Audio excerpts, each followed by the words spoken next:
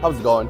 I'm Tucker from Automotive. This right next to me is a 2023 Mazda CX5. It is a beautiful unit that we just took in, so I'm going to get a quick video, go over all the features, and do a full walk around. Let's hop right into it.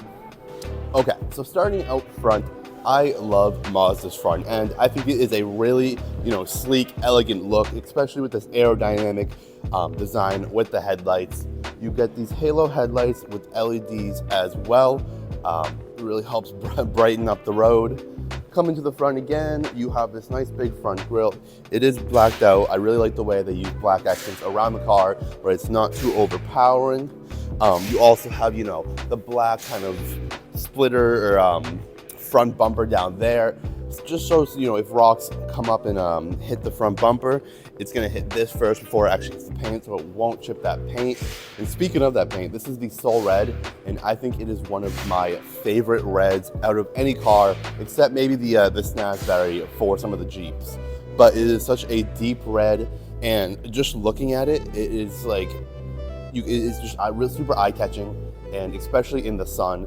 The camera does not do this justice. And yeah, I just love the paint overall. Okay, so coming along the side now, you have these really nice 19-inch wheels. The design of the wheels is really sleek, I think. Kind of, again, it matches that front end.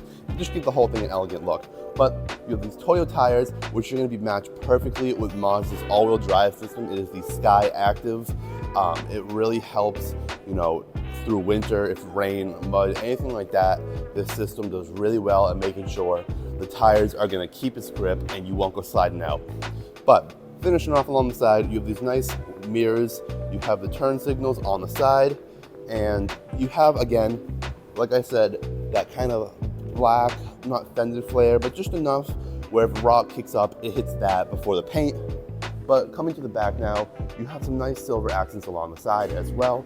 Obviously, your gas tank back here. And along the top, you also have some spots that you can put a roof rack up there as well, if you would like. Okay, so coming to the back now, we're gonna finish off the exterior back here.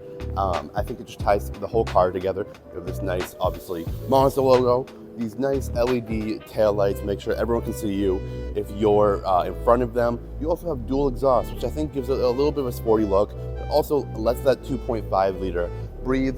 So now we're gonna go into the trunk since we're back here already. Just hitting the button back there, or you can actually hit the button on the key fob. I just don't have it on me right this second.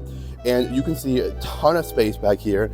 It also has this nice trunk liner, kind of like a WeatherTech trunk liner.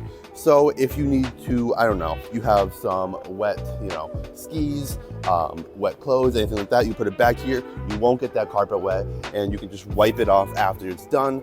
But you have a ton of space back here for anything you would need, groceries, like I said, skis, everything like that. And these back seats actually do fold down in case you need the maximum storage capacity. Just a really nice touch to give you that extra storage. And you can actually lift this up, and there's a CX5 carpet as well, from Mazda. And if you lift that up as well, you actually have a little compartment down here. A little hard to get to right now with that format, but under here is where the spare tire is going to be, just in case you ever need it. But we will go to the inside now. And coming back here, you have some really nice leather seating. Like I said, you can fold it down. You actually have the center console with some nice cup holders. You have your vents right here. And again, all the way around, you have some really nice WeatherTech style floor mats. Just to make sure, if you spill a coffee, you spill a drink, maybe you have kids back here, they spill something, you don't have to worry about getting it on your carpet. But ton of space back here. You have a ton of legroom as well, and these nice compartments behind the driver and passenger seat. Okay, and now that we are inside, this is where all the technology is. We're gonna take a few minutes, go over everything. You have some nice heated leather bucket seats, both passenger and driver seat. You have a nice, leather steering wheel. The steering wheel is actually gonna have basically everything you would need. Cruise control, adaptive cruise control, buttons to the infotainment system, all on the steering wheel right here. So you don't even need to take your hands off the steering wheel to be able to control, some of the settings with the car. But it has this nice infotainment system. It isn't the biggest infotainment system on any vehicle, but I think it does its job perfectly. You're gonna have, CarPlay, Android Auto on here, navigation, Bluetooth, radio, all the settings for the car right up here. And it's just, it does its job. It's not too overpowering. So if you're looking for a car that isn't a huge giant screen that takes up the entire dashboard, this is perfect.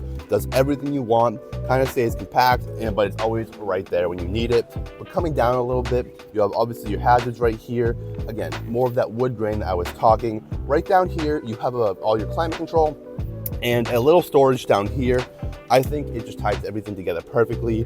Again, not too much going on out front, but just enough that you need, that has everything you need, but it's also not, you're not too overstimulated with all the buttons.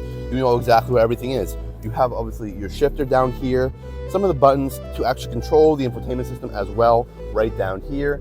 So you're driving and it's right here. You can hit home. Maybe you want to change your music. You're on the phone, you want to hit the button to end the call, something like that, all right here.